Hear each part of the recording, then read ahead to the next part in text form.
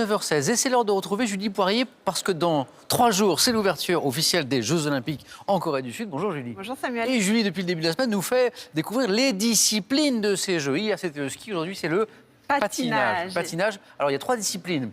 En patinage, vous me l'avez expliqué ce matin, Julie, il y a le short track, la vitesse et le patinage artistique. Exactement. Et on va commencer par parler du short track. On en parlera après de ça, Samuel. Ne soyez pas gourmand dès le départ. Le short track, épreuve olympique depuis 1992. Il s'agit d'une épreuve de vitesse sur piste courte, un anneau de 111,12 mètres où tout est possible. Et vous allez savoir pourquoi je vous raconte ça. Est-ce que vous vous souvenez de cette finale rocambolesque de 2002 aux Jeux de Salt Lake City? Je me rappelle que ça avait été très mouvementé. Hein, exactement, ça, hein, très mouvementé.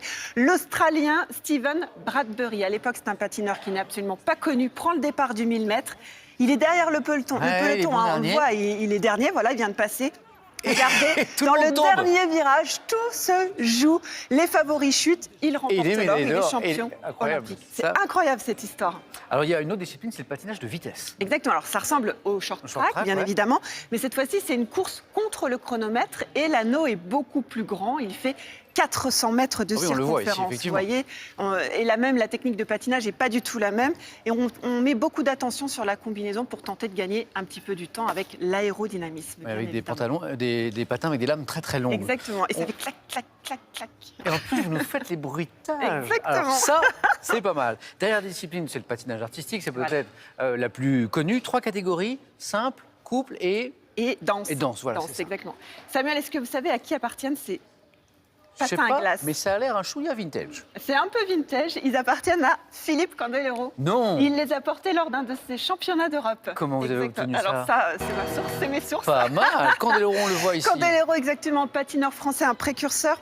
Il invente des figures, vous voyez, sa pirouette sur les genoux et encore la diagonale de saut, pieds joints en avant. Alors, il ne sera jamais champion olympique, il sera médaillé à Lillehammer et à Nagano, comme ici au JO de 98. On le regarde quelques secondes. C'est déjà pas mal.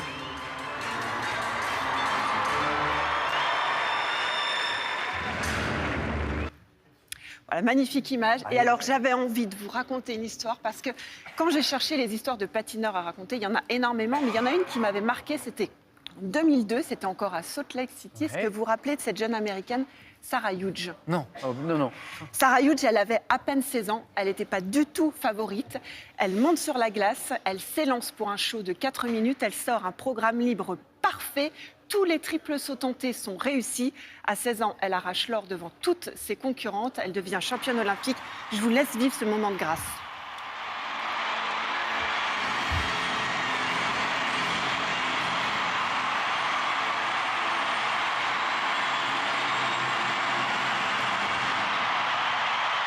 C'est un sans faute absolu. La foule en délire, j'en ai des frissons. Et on peut reconnaître la voix de Nelson Montfort, déjà, au commentaire. Un grand merci. Julie, demain, on parle de quoi? Biathlon, demain, avec toutes les médailles françaises qu'on a déjà eues et la luge, 140 km/h en descente. Rendez-vous avec Julie. Un grand merci, Julie. À demain.